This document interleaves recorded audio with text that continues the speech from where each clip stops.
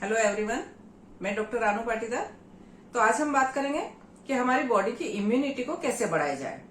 तो इम्यूनिटी सिर्फ खाने पीने की चीजों पर डिपेंड नहीं करती है। तो कौन कौन से फैक्टर होते हैं जो हमारी बॉडी के इम्यून सिस्टम को स्ट्रॉन्ग करते हैं, यानी कि हमारी इम्यूनिटी को बढ़ाते हैं।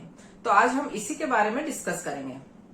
तो सबसे पहले समझते हैं कि इम्यूनिटी क्या होती है। तो इम्यूनिटी मतलब हमारी बॉडी का इम्यून सिस्टम जो हमें बैक्टीरिया, वायरस या अदर जर्म से प्रोटेक्ट करते हैं। ये एक कॉम्प्लेक्स सिस्टम होता है जिसमें ऑर्गन्स, सेल्स और वेरियस टाइप के प्रोटीन एक कोऑर्डिनेट मैनर में एक्ट करते हैं और हमारे इम्यून सिस्टम को स्ट्रॉन्ग बनाते हैं और हमारी बॉडी को वेरियस टाइप के इन्फेक्शन से प्रोटेक्ट करते हैं। तो फ्लू या वायरल सीजन में काफी लोग बीमार पड़ते हैं, पर इनमें से कुछ को ही दवाई लेने की जरूरत होती है और कुछ अपने आप 4 से 5 दिन में ठीक हो जाते हैं, क्योंकि उनका इम्यून सिस्टम स्ट्रांग होता है, यानी कि इम्यूनिटी अच्छी होती है जो कि जर्म्स के अगेंस्ट फाइट करने में उनकी मदद करती है।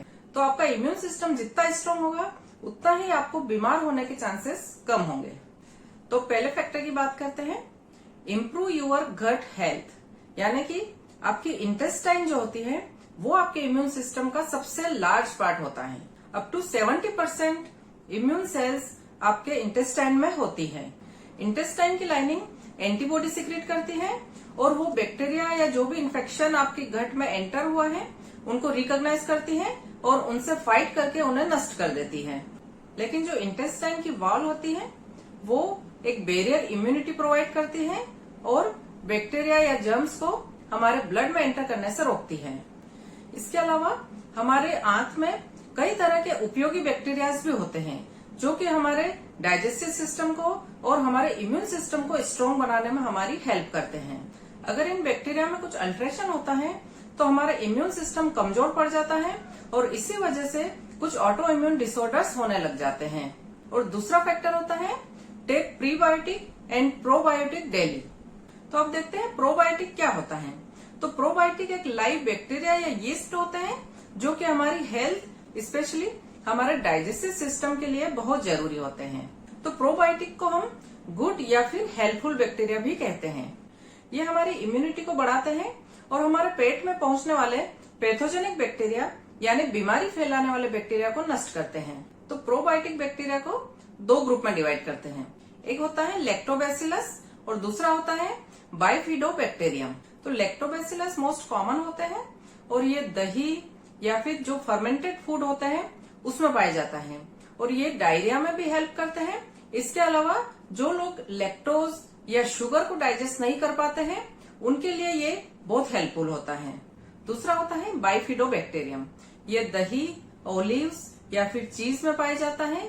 तो ये इरिटेबल बॉवेल सिंड्रोम या फिर अन्य कंडीशन में हेल्पफुल होते हैं। तो अगला फैक्टर होता है अवॉइड प्रोसेस्ड फूड या जंक फूड।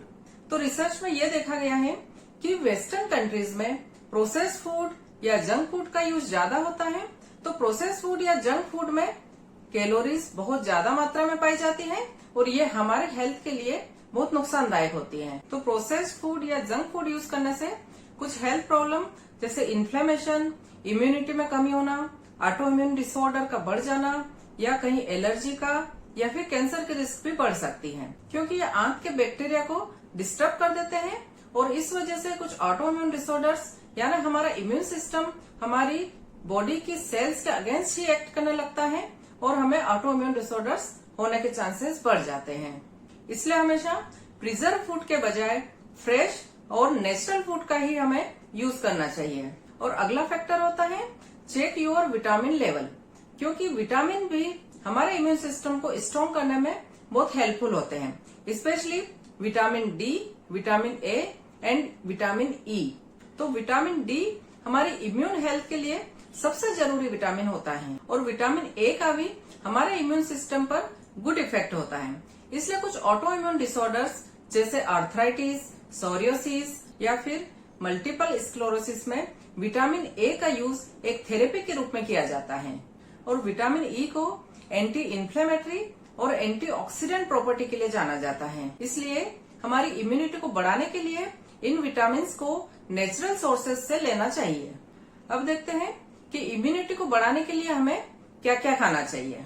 तो हमें फ्रेश फल खाने चाहिए, जैसे संतरा, नींबू, आंवला, मौसमी, अंगूर, पपीता और सेब फल या अनार, इन फल का ज्यादा से ज्यादा यूज करना चाहिए। और ऑल टाइप की ग्रीन वेजिटेबल्स जैसे मशरूम, ब्रोकली, इसके अलावा सभी फ्रेश ग्रीन वेजिटेबल ज्यादा से ज्यादा लेना चाहिए।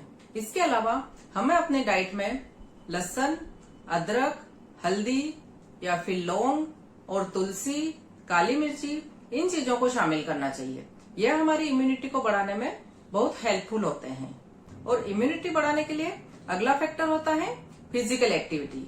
ये हमारे इम्यून सिस्टम को स्टिमुलेट करता है और जर्म से लड़ने में हमारी मदद करता है। तो एक्सरसाइज करने से हमारा ब्लड फ्लो बढ़ता है, साथ ही लिम्फेटिक फ्लो बढ़ता है, जो कि सेल्स से वेस्ट मटेरियल, टॉक्सिन्स और बैक्टीरिया आदि चीजों को रिमूव करने में हेल्प करता है। तो हमें कार्डियक एक्सरसाइज कम से कम वीक में 5 दिन 30 से 40 मिनट रोज करना चाहिए।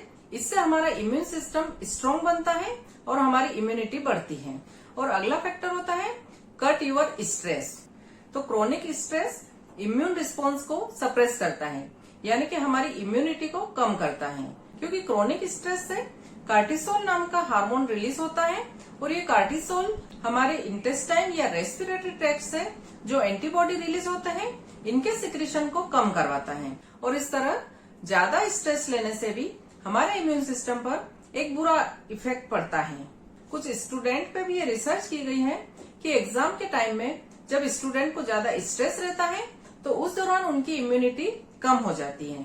तो हमारे इम्यून सिस्टम के लिए जो अगला फैक्टर होता है वो होता है प्रॉपर स्लीप या फिर प्रॉपर नींद लेना। तो एडल्ट में कम से कम 7 से 8 घंटे और बच्चों में कम से कम 9 से 10 घंटे की साउंड स्लीप हमारे इम्यून सिस्टम के लिए बहुत जरूरी होती है। तो हमारी इम्यूनिटी बढ़ाने के लिए सिर्फ हम खाने में क्या खाते हैं, सिर्फ यही फैक्टर मैटर नहीं करता।